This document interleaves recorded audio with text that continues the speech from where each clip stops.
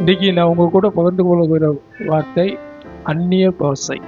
அந்நிய பாஷை, ஸ்பீக்கிங் இன் டங்ஸ். இந்த அந்நிய பாஷை அப்படிங்கிறது எங்கெல்லாம் வேதத்தில் நீங்கள் படித்து பார்த்தீங்களோ, புதிய ஏற்பாட்டில் படித்து பார்த்தீங்களோ, யார் மேலெல்லாம் பரிசுத்த ஆவியானவர் வந்து இறங்கினாரோ அவங்க எல்லாரும் என்ன பண்ணாங்களாம்? அந்நிய பாஷை பேசினார்கள். அந்நிய பாஷை பேசினார்கள். வேதத்தில் சில சத்தியங்களை பிசாசு ரொம்ப அதிகமாய் தாக்குவான்.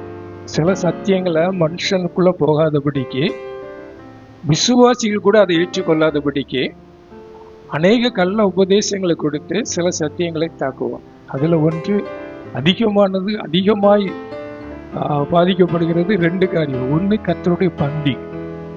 கர்த்தருடைய பந்தியை குறித்து பல காரியங்களை சொல்லி குழப்புவான். விசுவாசிகள் கூட என்ன நினைப்பாங்க? ஸ்தோத்திரம், இப்படி எடுக்கணுமா, அப்படி எடுக்கணுமா, ராபோஜனமா, எப்படி எடுக்கிறது, எப்படி பண்ணுறது, இவங்களுக்கெல்லாம் கர்த்தருடைய பந்தியை கொடுக்கலாமா, கொடுக்க வேண்டாமா அப்படின்னு பல காரியங்களை கொடுத்து ஆண்டவர் என்ன நினைவு கூறும்படி இதை செய்யுங்கள் என்றார். எந்த மனிதனும் தன்னைத்தானே அவ்வளவுதான். நீ ஆராய்ந்து பங்கு பெறணும். நான் அடுத்தவனை ஆராய்றது என்னுடைய வேலை இல்லை, உங்களுடைய வேலை இல்லை. பங்கு அப்படி அபாத்திரமா பங்கு பண்ணிட்டா வியாதி வரும், பலவீனம் வரும், ஏன் மரணம் கூட வரும்னு சொல்லி வேதம் சொல்லியிருக்காரு. அதனால அவங்க பங்கு பெறுறவங்க, நான் பங்கு பெற மாட்டேன் அப்படின்னுலாம் இல்லை. இவங்க எப்படி பங்கு பெறலாம் அப்படின்னு இல்லை. நான் மட்டும் பரிபூர்ணமாக ஆயிட்டேன்னா அதுவும் கிடையாது. ஸ்தோத்திரம். ஒன்று கர்த்தருடைய பந்தி, இன்னொன்று அந்நிய பாஷை. இந்த அந்நிய பாஷை பேசணுமா வேண்டாமா? அந்நிய பாஷையை என்ன ஒரே கத்தன்னு சத்தம் போட்டுக்கிட்டு தானே கிடக்குறாங்க. அதனால என்ன பிரயோஜனம்? அந்நிய பாஷை பேசுகிறவங்களாம் ரொம்ப நல்லா இருக்கிறாங்களா? சபையில் வந்து ஒரு மாதிரி இருக்கிறாங்க, வெளியே இருந்து ஒரு மாதிரி இருக்கிறாங்க அப்படின்லாம் சொல்லி பிசாசு இந்த சத்தியத்தை அதிகமாய் மறைத்து விட்டான். அதனால இப்போ கொஞ்சம் கொஞ்சம் அந்த அந்நிய பாஷை பேசுறது ஈவன் பெந்தேகோஸ்தே சபையில கூட குறைஞ்சிக்கிட்டு இருக்குது. அப்படியே பேசினா கூட எங்கே தான் பேசுகிறாங்க? காலையில் ஆராதனையில் வரும்போது 2 வார்த்தை பேசிட்டு அப்படியே போயிடுறாங்க. இந்த அந்நிய பாஷையை குறித்த ஒரு சத்தியத்தை இன்னைக்கு நீங்கள் விளங்கிக்கிட்டு நீங்கள் தினமும் அந்நிய பாஷைகளை பேசினா உங்கள் வாழ்க்கையில் என்ன நேரிடும் அப்படிங்கிறத நான் வேகமாக சொல்லி முடிக்க விரும்புகிறேன். அதற்கு ஆதாரமாக வாசிங்க. ஆதியாகமும் 2ஆம் அதிகாரம் 7வது வசனம், 27ன்னு சொல்லிட்டேன்.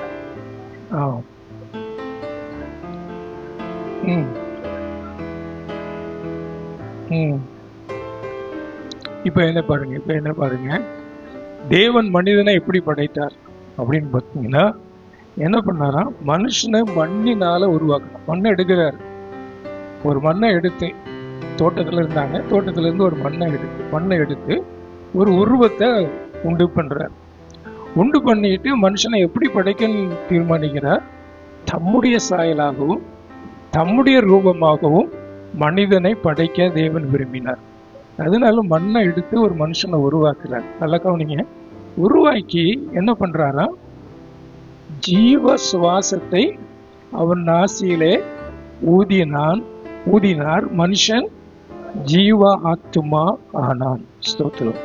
அதாவது வானத்தையும் பூமியும் படைக்கும்போது, வானத்தில் உள்ள எல்லாவற்றையும் படைக்கும்போது ஆண்டவர் என்ன சொல்றாரு? உண்டா கடவுள் அப்படின்னு ஒன்று உண்டாயிற்று. ஆனால் மனிதனை படைக்கும்போது உண்டா கடவுள்னு சொல்லலை. சொல்லியிருந்தா என்ன ஆயிருக்கும்? இன்னைக்கு 800 கோடி இருக்குன்னு சொல்றாங்க. அதான் அன்னைக்கே வந்திருக்கும் இல்லையா? அப்படி உண்டாக்கல. அன்னைக்கு ஒரு மனிதன் தான் படைத்தார், ஒரு ஆணும் பெண்ணும் தான் படைத்தார். அப்போ எப்படி படைச்சாரா? மண்ணில் இருந்து எடுத்து அவருடைய சாயலாய் அவருடைய ரூபமாய் படைப்பதற்காக அந்த மனிதனை, அந்த ரூபத்தை எடுத்து கூட இதுக்கு ஜீவன் உண்டாயிருக்கட்டும்னு சொல்லி கையை வச்சு அவருக்கு சொல்லலை. இல்லை உண்டாயிருக்கட்டும், இதுக்குள்ள ஜீவன் வரட்டும்னு சொல்லலை. அவர் என்ன பண்ணாரா? அந்த உருவத்தை எடுத்து வச்சு குனிந்து அவன் நாசியிலே, நாசினா என்னது? எல்லாரும் கை வச்சு சொல்லுங்க, நாசி இருக்குதா? அந்த நாசில என்ன பண்ணாராம்? ஊதினார். அவனுக்குள்ள என்ன ஆயிட்டு? ஜீவ ஆத்துமாவானான். ஸ்தோத்திரம். அவனுக்குள்ள ஜீவன். ஏன்னா நம்முடைய தேவன் எப்படிப்பட்ட தேவன்? ஜீவன் உள்ள தேவன். எரேமியா 10:10 வாசிக்க வேண்டாம், அதுல சொல்லப்பட்டிருக்கு. அவர் ஜீவன் உள்ள தேவன். அவருக்குள்ள இருந்த ஜீவனை மனுஷனுக்குள்ள என்ன பண்ணாராம்? ஊதினார். மனுஷன் என்ன ஆயிட்டான்? ஜீவ ஆத்துமா ஆனான். அல்லேலூயா. அப்போ ஊதின உடனே மனுஷன், அதாவது அந்த ஜீவன் அப்படின்னு சொல்லியாச்சுன்னா, ஜீவன்னா என்னது? உயிரோடு இருக்கிறது, லைஃப். லைஃப். இப்போ மனுஷனுக்குள்ள, ஆதாமுக்குள்ள என்ன ஜீவன் வந்துட்டு? தேவனுக்குள்ள இருந்த ஜீவன் வந்துச்சு. தேவனுக்குள்ள இருந்த ஜீவன் வந்துச்சு. அப்ப தேவனுக்குள்ள இருந்த ஜீவன் ஆதாமுக்குள்ள வந்ததுனால ஆண்டவர் அவனை பார்த்து சொல்றார், நீங்க என்ன பண்ணுங்க? பழகி பெருகி சகலவற்றையும் ஆண்டு கொள்ளுங்கள். எப்படி தேவன் எல்லாவற்றையும் ஆளுகை செய்கிறாரோ அதே போல நீயும் பூமியில ஆளக்கடவாய். அல்லேலூயா. எல்லாம் உனக்கு கீழ்ப்படிந்து இருக்கும் அப்படின்னு சொல்றார். அப்போ மனுஷனுக்குள்ள ஒரு ஜீவன் வந்துட்டு அவன் என்ன பண்ணிருப்பான்? முதல்ல அதான் நினைக்கிறீங்க, ஜீவன் வந்த உடனே என்ன வரும்? ஜீவன் இருந்தா என்ன வரும்? குழந்தை பிறந்த உடனே என்ன வருது? சத்தம் வரும். பேச ஆரம்பிக்கிறான். Speaking being. மனுஷன் மாத்திரம்தான் இருந்தது பேசுகிறவன், ஸ்பீக்கிங் பீயிங். அல்லேலூயா. அது எப்படி வந்துச்சு? தேவன் அவனுடைய நாசிலே ஊதினார். அவருக்குள்ள இருந்த ஜீவனை அவனுக்குள்ள ஊதினார். அவன் லிவிங் பீயிங் மட்டும் இல்ல, ஜீவன் உள்ளவன் மட்டும் இல்ல, பேசுகிறவனாய் மாறிட்டான். அப்போ முதல்ல அவங்க ஆதாம் யார்கிட்ட பேசியிருப்பான்னு நினைக்கிறீங்க? கரெக்ட், அவங்க தேவனிடத்துல பேசினான். இதெல்லாம் இப்போ நான் சொல்றது பின்னால நான் புதிய ஏற்பாட்டில் வந்து சொல்றேன், அப்போ உங்களுக்கு நல்லா புரியும். தேவனிடத்துல பேசுறான். முதல் மனிதன் தேவனிடத்துல பேசணும். தேவனிடத்துல பேசிட்டு அவன் தோட்டத்துல உள்ள எல்லா ஜந்துக்கள்கிட்ட பேசினான். எந்தெந்த உருவம் அதுக்கு முன்னால வந்துச்சோ, பூனை வந்துச்சுன்னா அதுக்கு என்ன பண்ண சொன்னான்? இது பூனை அப்படின்னு சொன்னான். நம்ம பாசையில சொல்லல, அன்னைக்கு அவன் தேவனுடைய பாசையில சொல்லியிருப்பான். அதான் இன்னைக்கு வரைக்கும் பூனைக்கு பூனை, இங்கிலீஷ்ல கேட். ஹிந்தி தெரிஞ்சவங்க யாராவது இருக்கீங்களா? பில்லி, அப்படிதானா? அப்புறம் ஸ்பானிஷ் தெரியுமாமா? ஜெஃபுட்ட கேட்ட சொல்லுவா. பாருங்க, அப்படி ஒவ்வொரு பாசையில ஒவ்வொரு விதமா இருக்குது. ஆனா அன்னைக்கு அவன் என்ன பேர் வச்சானோ அதுதான் எல்லா உருவங்களுக்கும், எல்லா மிருகங்களுக்கும், எல்லா செடிக்கும், எல்லா பழங்களுக்கும் பேரானது. அவன் பேச ஆரம்பிக்கிறான். அவன் பேச்சுல அதிகாரம் இருந்துச்சு. அது அப்படியே உண்டாங்க. நான் நினைக்கிறேன், நான் இன்னும் கொஞ்சம் ஆழமா யோசித்தேன். பண்படுத்தவும், என்ன கட்டளை? தோட்டத்தை பண்படுத்தவும். ஆமா, பண்படுத்துறது. இப்போ உங்க வீட்டுல ஒரு தோட்டம் வச்சிருக்கிறீங்க, அதை பண்படுத்தினா என்ன வேணும்? மண்வெட்டி வேணும் இல்லையா? அந்த காலத்துல எங்க மண்வெட்டி இருந்திருக்கும்? அப்புறம் மண்வெட்டி இருந்தாதான் ஒவ்வொரு செடிக்காவது என்ன பண்ண முடியும்? தண்ணீர் பாய்க்க முடியும். நான் விசுவாசிக்கிறேன், அவனுக்குள்ள அந்த ஜீவ சுவாசம் இருந்தபடினால, அவனுக்குள்ள அந்த ஜீவன் இருந்தபடினால அவன் சொல்லியிருப்பான். எத்தனை நதி ஓடிச்சு? 4 நதி ஓடிச்சு. அந்த பக்கம் நதி ஓடும்போது அந்த ஓரத்தில் உள்ள அந்த நதியை பார்த்து சொல்லியிருப்பான், இந்த மரத்துக்கு தண்ணியை பாய்ச்சிட்டு போன்னு சொல்லியிருப்பான். அதை அப்படியே தண்ணி பாய்ச்சிருக்குன்னு சொல்லி நான் விசுவாசிக்கிறேன். ஏன்னா தேவன் அவனுக்கு அந்த அதிகாரத்தை கொடுத்திருந்தார். அவனை ஜீவ ஆத்துமாவாக வைச்சிருந்தார். அல்லேலூயா. நடந்த காரியம் நம்ம எல்லாருக்குமே தெரியும். கொஞ்ச நாள் ஆச்சு. என்னாச்சு? அம்மா பறிச்சு பழத்தை சாப்பிட்டாங்க, ஐயாவுக்கும் கொடுத்தாங்க. 2 பேரும் தேவன் விளக்கின நன்மை தீமை அறியத்தக்க கனியை புசித்தாங்க. தேவனுக்கு கீழ்ப்படியாம போனாங்க. ஆண்டவர் ஏற்கனவே சொல்லியிருந்தார், என்ன இருக்கும்? இந்த கனியை புசிக்கும் நாளிலே நீ சாகவே சாவாய். ஆமா, சாவாய். நீ கூட சொல்லு, கண்டிப்பா செத்து போவாப்புல அப்படி சொல்லிதான் பண்ணியிருந்தார். ஆனா ஆனாலும் கேட்காம சாப்பிட்டாங்க. கேட்டதுனால அவங்க என்ன பண்ணாங்க? செத்துட்டாங்க. எப்படி செத்துட்டாங்க? ஜீவ சுவாசத்துல இருந்து ஜீவன் போயிட்டு இப்ப என்னதான் இருக்குது? இப்ப நம்ம எல்லாருக்குள்ள என்னதான் இருக்குது? சுவாசம் தான் இருக்குது. இருக்குதா? இல்லைன்னா இங்க வந்திருக்க மாட்டோம், இங்க இருந்திருக்க மாட்டோம் இல்லையா? வெறும் சுவாசம் தான் இருக்குது. ஜீவன் போயிட்டு, ஜீவ சுவாசம் போயிட்டு வெறும் சுவாசம். இந்த சுவாசத்தை விடுறதுக்கு என்ன கஷ்டப்படுறோம் இல்லையா? சாப்பிட்றதுக்கு கஷ்டம், வேலை செய்யறதுக்கு கஷ்டம், இன்னும் மூச்சு வந்துட்டுனா மூச்சு வாங்குறதுக்கு கஷ்டம் இல்லையா? அந்த சுவாசத்துல இருக்கிறதுக்கே ஒவ்வொரு நாளும் அவ்வளவு கஷ்டப்படுறோம் இல்லையா மனுஷன். அதனால தான் ஆண்டவர் சொன்னாரு, மனுஷனை சபிக்கும் போது என்ன பண்ணாரு, நீ வேர்வை சிந்தி தான் பிழைப்பா. அவ்வளவு கஷ்டப்படுவா, மூச்சு வாங்க உனக்கு, அப்படி கஷ்டப்படுவா, அப்படிதான் சொல்லியிருக்கிறார். ஸ்தோத்திரம். இப்போ வெறும் சுவாசம் மாத்திரம்தான் இருக்குது, இப்போ ஒரு சுவாசம் மாத்திரம்தான் இருக்கு. ஆனா தேவன் இந்த மனு குலந்தம் இழந்த அந்த சுவாசத்தை கொடுப்பதற்காக இயேசு வந்தார். அதனாலதான் இயேசு என்ன சொன்னார் வாசிங்க. இயேசு வரும்போது அவருக்குள்ள எப்படி இருந்துச்சா, ஆதியிலே, சொல்லுங்க தெரிஞ்ச வார்த்தை தான், எல்லாரும் சொல்லுங்க, ஆதியிலே வார்த்தை இருந்தது. அப்படியே சொல்லிட்டு வரும்போது அதுல 4வது வசனத்தை சொல்லும் போது அவருக்குள் ஜீவன் இருந்தது. நல்ல சொல்லுங்க, இயேசுக்குள்ள ஜீவன் இருந்தது. இயேசு மனுஷனாக வந்தார், மற்ற மனுஷனுக்குள்ள ஜீவன் இல்லை, அவனுக்குள்ள சுவாசம் மாத்திரம்தான் இருக்குது. ஆண்டவர் இயேசு இந்த உலகத்துல வரும்போது ஜீவன் உடையவராய், சுவாசம் உடையவராய், ஜீவ ஆத்மா உடையவராய் இந்த பூமியில வந்தார். அல்லேலூயா. ஆமா, அதனாலதான் இயேசு சொன்னார், யோவான் 10:10 வாசிங்க, யோவான் 10:10 வாசிங்க. திருடன்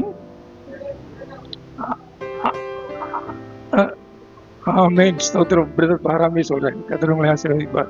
பாருங்க, என்ன கவனிங்க, திருடன் வந்தான், எங்க வந்தான், ஏதேன் தோட்டத்துல வந்தான், திருடிட்டு போயிட்டான். என்னத்தை திருடிட்டு போயிட்டான், ஜீவனை திருடிட்டு போயிட்டான், ஜீவனை திருடிட்டு போயிட்டான். அதனால அவங்க அழியிற நிலைமைக்கு வந்துட்டாங்க. ஆனா இயேசு என்ன சொல்றார், நானும் அவைகளுக்கு ஜீவன் உண்டாயிருக்கவும் அது பரிபூர்ணப்படவும் வந்தேன் என்றார். அல்லேலூயா. இப்ப இயேசு இந்த உலகத்துல எதுக்கு வந்தார், அவருடைய ஜீவனை எனக்கு தர்றதுக்கு வந்தார். எத்தனை பேர் விசுவாசிக்கிறீங்க? ஆதாம் இழந்து போன அந்த ஜீவனை எனக்கு தர வந்தார். ஆமென், அல்லேலூயா. அதனாலதான் மரித்து உயிர்த்தெழுந்த இயேசு யோவான் 22ஆம் அதிகாரத்துல வாசிக்க வேண்டாம், நான் நேரமாக அப்படினாலும் நானே சொல்லிடுறேன். சீசர்கள் ஒரு பூட்டின அறையில பயந்து போய் இருக்கிறாங்க. அவங்க மத்தியில வந்து உங்களுக்கு சமாதானம் சொல்லிட்டு என்ன சொன்னாரு, ஊதினார், ஊதினார். ஊதி என்னத்தை பெற்ற சொன்னாரா, பரிசுத்த ஆவியை பெற்றுக்கொள்ளுங்கள் என்று சொன்னார். அல்லேலூயா. அவர் ஊதினார், ஊதினார், பரிசுத்த ஆவியை பெற்றுக்கொள்ளும்படி ஊதினார். அவங்க பெற்றுக்கிட்டாங்களா?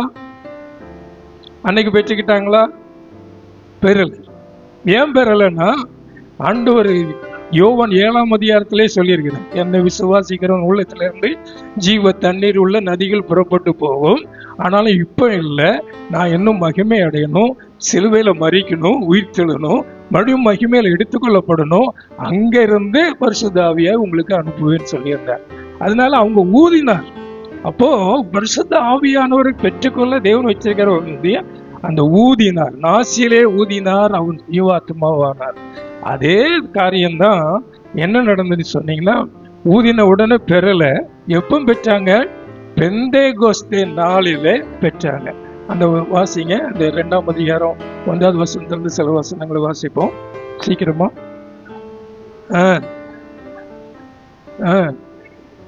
அவர்கள் எல்லாரும் ஒருமனப்பட்டு ஒரு இடத்துல வந்திருந்தாங்க. இன்னைக்கு நம்ம கர்த்தரை ஆராதிக்க வந்திருக்கிறோம், நம்ம எல்லாருக்குள்ள ஒரு மனம் இருக்குதா? அதுக்குதான் சபைக்கு வரும்போது முன்னால ஜெபம் பண்ணிட்டு வரணும். ஒரு மனதை தாங்க சபையில ஒரு மனதை தாங்க. அவங்க எல்லாரும் ஒரு மனப்பட்டு ஒரு இடத்துல வந்தாங்க. அந்த ஒரே மாதிரி ஒரு மனம் அவங்களுக்குள்ள என்னதான் இருந்துச்சு, பிதாவின் வாக்கு தத்துவம். இயேசு சொல்லிட்டு போனாரு, பிதாவின் வாக்கு தத்துவம் பரிசுத்த ஆவியை பெறணும், அதுக்கப்புறம் நம்ம போய் பலனடைந்து சாட்சியா வாழணும். அதனால அவங்களுக்கு ஒரே எண்ணம், ஒரே எண்ணம். நமக்கு இருக்கிற மாதிரி இல்லை. பாஸ்டர் எப்போ முடிப்பாரு, மத்தியானம் லஞ்ச் என்னது, சாயங்காலம் வர சொல்றாத, எப்படி அப்படிலாம் நினைக்கல. அவங்க ஒரே எண்ணம். 10 நாள் கூடி இருந்திருக்கிறாங்க, 10 நாள் மேல் வீட்டில் உட்கார்ந்துருக்காங்க, ஒரே எண்ணத்தோடு கூட ஒருமனப்பட்டு கூடி வந்தார்கள். வாசிமா, இங்க ஒரு பலத்த காற்று. ஏதேன் தோட்டத்துல எப்படிப்பட்ட காற்று, தேவன் ஸ்தோத்திரம் குனிந்து அவனு மெதுவா ஊதினார். அவர் வேகமா ஊதியிருந்தாருன்னா அந்த பொம்மை மாதிரி செய்து வச்சு பீஸ் பீஸா போயிருக்கும். மெதுவா ஊதினார். இங்க ஒரு பலத்த காற்று, இங்க ஒரு பலத்த காற்று. ஏன் அங்க அப்படி இங்க எப்படின்னா, இங்க அந்த பலத்த காற்று பூமி எங்கும் வீச தொடங்கினது. அல்லேலூயா, ஆமென். ஒரு பலத்த காற்று உண்டாகி வீடு முழுவதையும் நிரப்பிச்சு.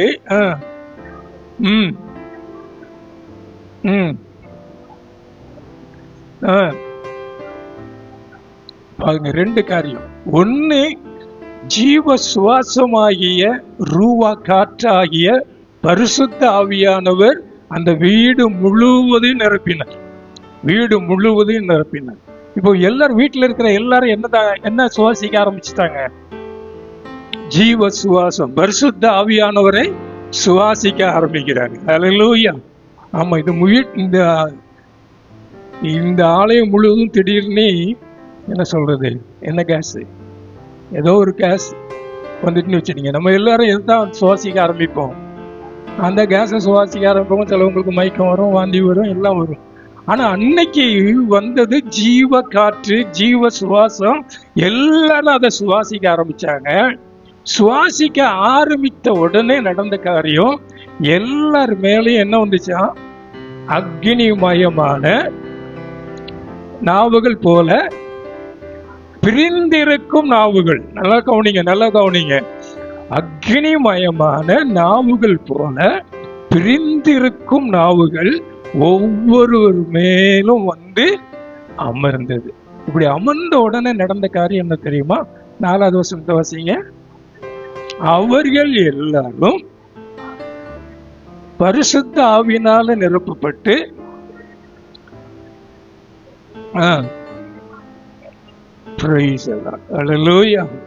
எல்லாரும் தேவன் தந்த வரத்தின்படியே வெவ்வேறு பாஷைகளிலே பேச தொடங்கினார்கள், பேச தொடங்கினார்கள். அல்லேலூயா.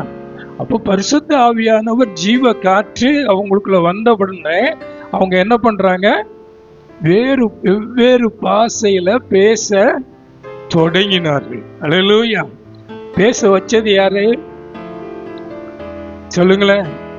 நல்லா கவனிங்க. ஒரு அல்லேலூயா சொல்லுங்க. பக்கத்துல யாராவது தூங்கிட்டு இருந்தாங்களோ அவங்கள தட்டி ஒரு அல்லேலூயா சொல்லி சொல்லுங்க. சொல்லுங்க. பேச வச்சவர் யாரு? பேசினது யாரு? ஆவியானவர் இல்ல. பேச தொடங்கினார்கள். சீசர்கள் தான் பேசுறாங்க. Praise the Lord. அப்ப அந்நிய பாஷை யார் தான் பேசணும்? நீங்க ஒவ்வொருத்தரும் சொல்லுங்க, நான் தான் பேசுன்னு சொல்லுங்க. நம்ம தானே, அந்த பிரதர் தான் அந்நிய பாஷை பேசுவார், நான்லாம் பேச மாட்டேன் அப்படின்னு. நான் தான் பேசணும். அல்லேலூயா, ஆமென். அந்நிய பாஷைங்கிறது நான் பேச தொடங்குறேன், நான் பேசுறதுக்கு. சீசர்கள் பேச தொடங்கினார்கள், பேச தொடங்கினார்கள். அல்லேலூயா. அதனாலதான் அந்நிய பாஷைய ஒரு பெரிய தேவ பண்டிதர், அதாவது யூத மார்க்கத்திலிருந்து ரட்சிக்கப்பட்டு இயேசுவை சொந்த ரட்சகரா ஏற்றுக்கொண்டவர் சொல்லும்போது அந்நிய பாஷைய என்ன சொல்றாரு? அக்கினி பாஷை அப்படிங்கிறார். அக்கினி பாஷை. ஆமென். அல்லேலூயா. அந்த அக்கினி பாஷையை பெற்ற உடனே அவங்களுக்குள்ள என்ன வந்துட்டு? ஜீவன் வந்தது. ஜீவன் வந்த உடனே அவங்க என்ன செய்ய ஆரம்பிச்சுட்டாங்க? பேச ஆரம்பிச்சுட்டாங்க. ஜீவன் வந்தது எதுவுமே என்ன பண்ணும்? பேசும். அப்போ அந்த 120 பேர் பேசுறாங்க, பேசிக்கிட்டே இருக்கிறாங்க, பேசிக்கிட்டே இருக்கிறாங்க, பேசிக்கிட்டே இருக்கிறாங்க. நம்ம பேசுற மாதிரி ஞாயிற்றுக்கிழமை ஒரு 5 நிமிஷம் பேசிட்டு வாரம் பூரா வேற கதை பேசிட்டு இருக்கல. அவங்க அதாவது சரித்திரத்தின்படி பார்த்தீங்கன்னா அதிகாலை 3 மணிக்கு அந்த காற்று வீசிச்சா அவங்க அந்நிய பாஷையை பேச ஆரம்பிச்சாங்க. அதிகாலை 3 மணிக்கு, 3 மணியில இருந்து 9 மணி வரைக்கும் அந்நிய பாஷையில பேசிக்கிட்டே இருக்கிறாங்க, அந்நிய பாஷையில பேசிக்கிட்டே இருக்கிறாங்க, ஜீவனை பேசிக்கிட்டே இருக்கிறாங்க, ஜீவனை பேசிக்கிட்டே இருக்கிறாங்க. அல்லேலூயா. வல்லமையை பேசிக்கிட்டே இருக்கிறாங்க, அதிகாரத்தை பேசிக்கிட்டே இருக்கிறாங்க. ஆமென். அல்லேலூயா. பேச பேச பேச ஒரு பெரிய இரைச்சல், ஒரு பெரிய இரைச்சல். அன்றைக்கு பெந்தெகோஸ்தே நாளில பெந்தெகோஸ்தே பண்டிகை ஆசரிக்கிறதுக்கு உலகத்திலிருந்து கிட்டத்தட்ட 3 லட்சம் ஜனங்கள், யூதர்கள் எருசலேம்ல கூடியிருந்தாங்க. இந்த சத்தத்தை கேட்டு 25,000 பேருக்கு மேல வந்தாங்க. 6 மணி நேரம் அந்நிய பாஷையில பேசிட்டு 6 மணி நேரம் அந்நிய பாஷையில பேசும்போது அவங்க யார்கிட்ட பேசியிருப்பாங்க? வேதம் சொல்லுகிறது 1 கொரிந்தியர் 14ஆம் அதிகாரம் 2வது வசனத்தில் சொல்லப்பட்டிருக்கிறது. என்னைக்கோ நீங்க அந்நிய பாஷைகளை பேசுகிறவன் தேவனிடத்தில் பேசுகிறார். நல்ல அல்லேலூயா சொல்லுங்க. ஆமென், அல்லேலூயா. எத்தனை பேருக்கு தேவனிடத்துல பேச ஆசையா இருக்குது? ஆமா, தேவனிடத்துல பேசுறோம். எப்பவும் பேசுறோம், ஜெபிக்கும் போது பேசுறோம், தேவனிடத்துல தான் பேசுறோம். ஆனா இந்த அந்நிய பாஷையில பேசும்போது தேவனிடத்தில் ரகசியங்களை பேசுகிறோமா? தேவனிடத்துல என்ன பேசுறோமா? ரகசியங்களை பேசுகிறோம். ரகசியத்தை யார் யார்கிட்ட சொல்லுவா? உங்க வீட்டு ரகசியத்தை என்கிட்ட வந்து சொல்லுவீங்களா? எனக்கு ஒரு ரகசியம் தெரிச்சுன்னா நான் யார்கிட்ட தான் சொல்லுவேன்? என் மனைவிட்ட தான் சொல்லுவேன். ஆமா, வாஸ்தவமா ரொம்ப உரிமையோடு சொல்றாங்க, என்கிட்ட தான். அப்படிதான் சொல்லணும். அப்பதான் குடும்பம் நல்லா இருக்கும். குடும்பத்தை பற்றி இன்னொருத்த போய் சொல்லுன்னா அது நல்லா இருக்காது, குடும்பம் நல்லா இருக்காது. சரி, அது போகட்டும். இப்ப பாருங்க, தேவனிடத்துல 6 மணி நேரம் பேசுறேன். நான் ஏற்கனவே சொன்னேன், ஏதேன் தோட்டத்துல முதல்ல மனுஷன் ஏத்த தான் பேசியிருப்பாங்க, தேவனிடத்துல தான் பேசணும். தேவன் பேசின உடனே அந்த தேவன் நீ என்ன செய்யணும்னு சொன்னார். என்ன சொன்னாரு? நீ பண்படுத்தவும் தோட்டத்தை காக்கணும், நீ பழகி பெருகி பூமியை நிரப்பணும் அப்படின்னு சொன்னார். அப்படிதானே? இப்போ சீசர்கள் மேல அந்த ஜீவ சுவாசம் ஊற்றப்பட்டாச்சு. இவங்க அந்நிய பாஷையில பேசிக்கிட்டே இருக்கிறாங்க. 6 மணி நேரம் தேவனிடத்துல ரகசியங்களை பேசுகிறாங்க. நான் விசுவாசிக்கிறேன், அந்த 120 பேரை குறித்த தரிசனங்களை அவங்க என்ன செய்யணும், எப்படி செய்யணும், அந்த ரகசியத்தெல்லாம் ஆண்டவர் அவங்களுக்கு சொல்லி கொடுத்துருப்பார். இப்ப சொல்லிட்டு கேட்க கேட்க அவங்களுக்குள்ள ஒரு அனல் மூழுது. 6 மணி நேரம் பேசினவங்க, தேவனோடு கூட பேசினவங்க நின்றுட்டு பேதுரு எழும்புறான். அவனோடு கூட 12 சீசர்களும், அவனோடு கூட 11 சீசர்களும் எழும்புறாங்க.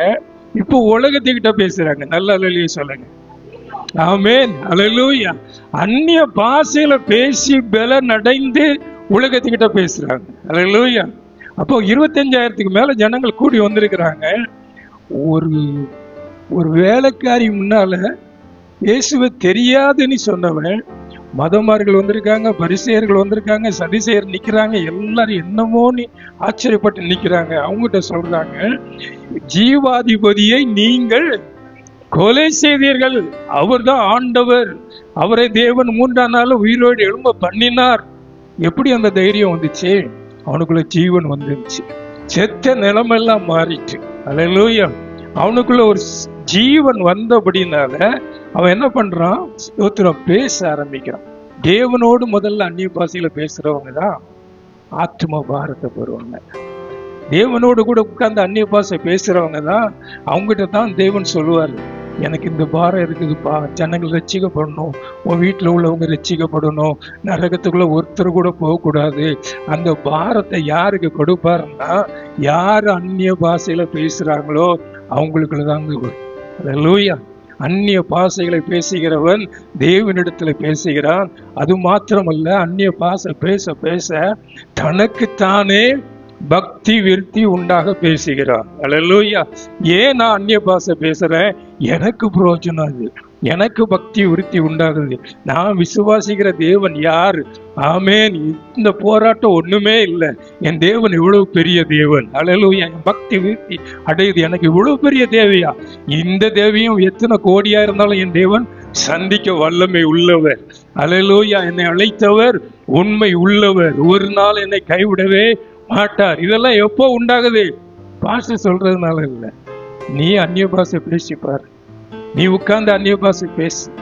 ஆமென். நீ ஆவியானவரை பெற்று ஆவியானவர் கொடுக்கிற அந்த பாஷையை நீ பேசிப்பார். உன் வாழ்க்கையில ஒரு பெரிய மாற்றமே உண்டாயிரும். அல்லேலூயா. ஆமென். ஸ்தோத்திரம். ஆமென். ஸ்தோத்திரம். வாழ்க்கை சரியில்லை, அது இப்படி இருக்குது, இப்படி இருக்குது, செத்த நிலைமையில இருக்கு. ஜீவன் வந்துச்சுன்னா செயல்பட ஆரம்பிச்சிடும். ஜீவன் வந்தா செயல்பட ஆரம்பிச்சிடும். அந்நிய பேசினாதான் ஜீவன். அல்லேலூயா. வாழ்க்கை மாறணுமா? அந்நிய பாஷையை பேசுங்க. அல்லேலூயா.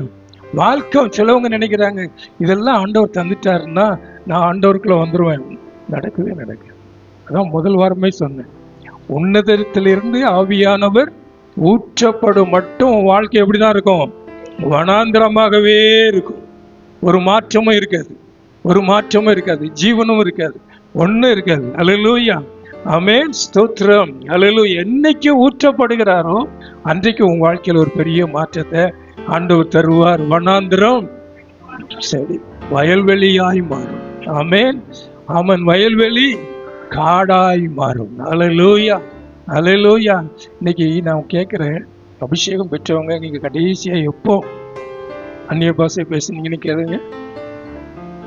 மறந்தே போயிருக்கும், மறந்தே போயிருக்கும்.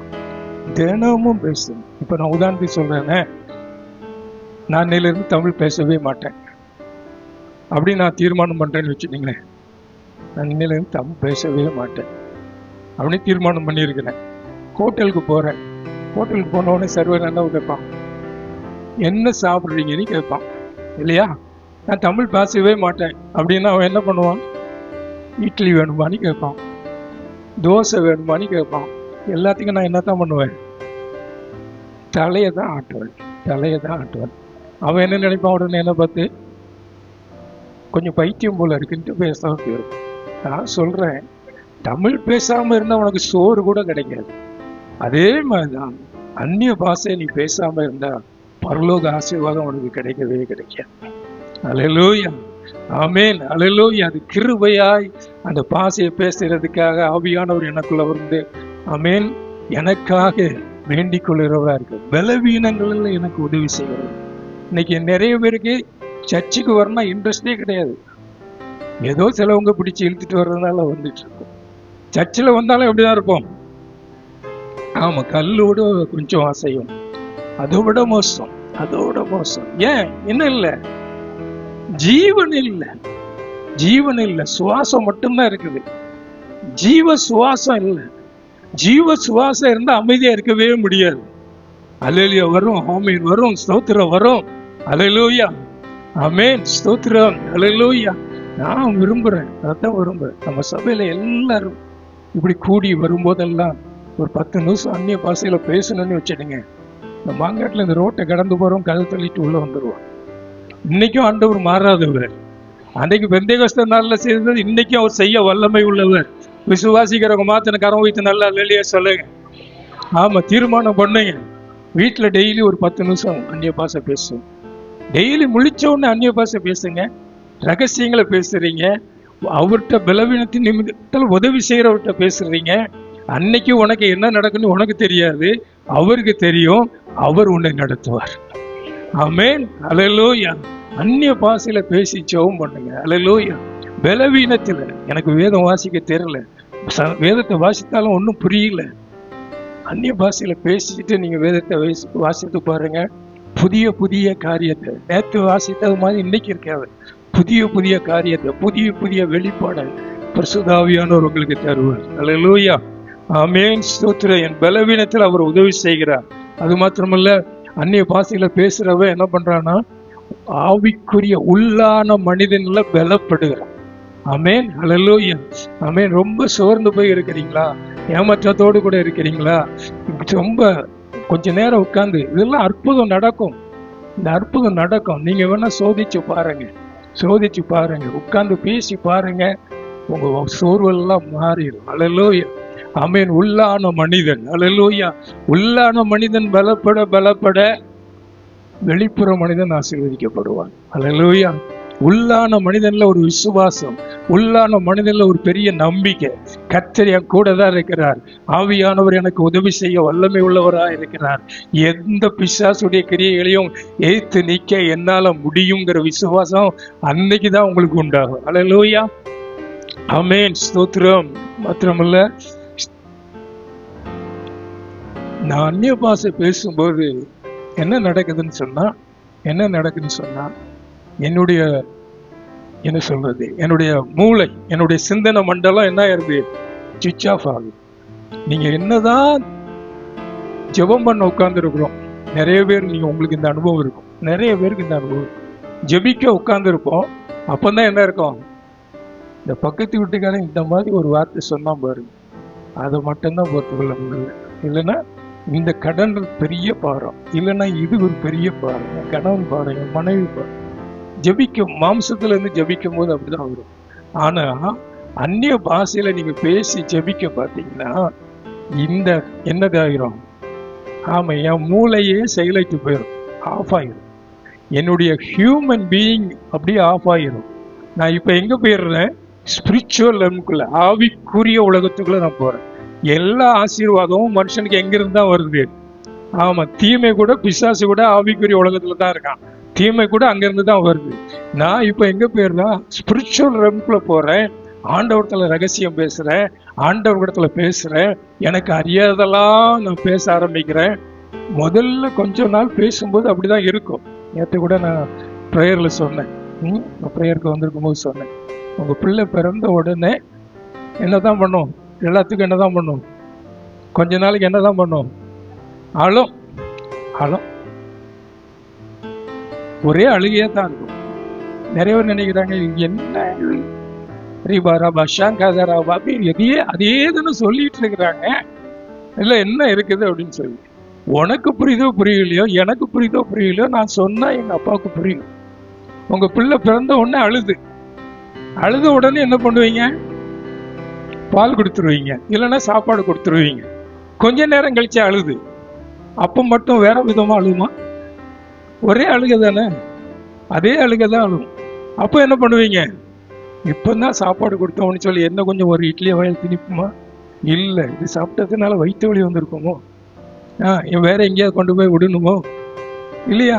அப்படி புரிஞ்சு தானே செயல்படுறீங்க பெற்றோராய். நீங்க பொல்லாதவர்களாக நீங்களே உங்கள் பிள்ளைகளுக்கு, அல்லேலூயா, நான் எப்படி சொன்னாலும் சரி, எனக்கு புரியாம சொன்னாலும் சரி, என் தேவன் என் தேவையை அறிந்திருக்கிறார். அல்லேலூயா, பரலோகம் எனக்கு ஒத்தாசை பண்ணும். ஆமென், அல்லேலூயா. நல்லா புரிஞ்சுக்கிடுங்க. இதனால அப்படி சரி இப்படி இருக்குது. இந்த அந்நிய பாஷை பேசுறவங்க எல்லாம் சரியா இருக்கிறாங்களா? நான் சொல்றேன், அந்நிய பாஷை பேசுறவங்க தொடர்ந்து பேசுனாங்கன்னா கண்டிப்பா அவங்க ஜீவியத்துல ஒரு பெரிய மாற்றம் உண்டா. ஏதோ ஞாயிற்றுக்கிழமைங்க வந்து 2 கை தட்டிட்டு 2 வார்த்தை சொல்லிட்டு அப்படியே போய் உலகத்துல அதை குறித்தே கவனம் இல்லாம இருக்கிறவங்க அவங்க உலக மனுஷன் தான். இங்க இருக்கும்போது ஆவி, அங்க இருக்கும்போது மாம்சம். மாம்சத்தின் கிரியை எங்க இருந்தாலும் அழிக்கப்படும் தான், ஆவியானவர் இருந்தால் தான் அழிக்க முடியும். அல்லேலூயா, ஆவியானவர் ஒத்தாசை இருந்தால் தான் அழிக்க முடியும். அல்லேலூயா. கடைசியா ஒரே ஒரு வார்த்தை சொல்லிட்டு நம்ம முடிப்போம்.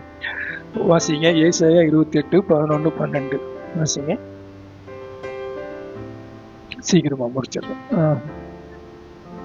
பரியாச உதடுகளினாலும் அந்நிய பாசையினாலும் இந்த ஜனத்தோட பேசுவார். என்ன கவனிங்க, அந்நிய பாசை நான் பேசும்போது நான் ஆண்டவரத்துல பேசுறேன். நான் ஆண்டவரத்துல பேசும்போது என் ஆண்டவர் எப்படிப்பட்ட தேவன்? ஜீவன் உள்ள தேவன். அவரும் என்கிட்ட என்ன ஆரம்பிக்கிறாரு? பேச ஆரம்பிக்கிறார். அந்த வார்த்தை அப்படிதான் சொல்லுது, பரியாச உதடுகளினாலும் அந்நிய பாஷையினாலும். நான் அந்நிய பாஷை பேசும்போது பரியாச உதடு, உளர்ற வார்த்தைகள், அதாவது அக்னிமயமான நாவு. எப்படி பிரிந்திருக்கும் நாவு, அதான் முக்கியம். நாவு நல்லா இருந்துச்சுன்னா நான் நல்லா தமிழ்ல பேசிக்கிட்டு இருப்பேன். பிரிந்து இருந்துச்சுன்னா உளர்ற மாதிரி இருக்கும், அதான் அந்நிய பாஷை. பிரிந்திருக்கிற நாவு. அப்போ அந்நிய உளர்ற உதடு அந்நிய பாஷையினால அவர் என்கிட்ட பேசுவாரா? பேசுனா வாசியமா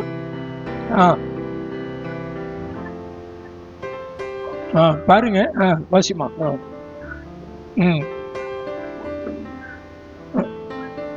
எல்லாரும் இந்த வசனத்தை வாசிங்க, முதல் 2 பக்கம் மட்டும். இது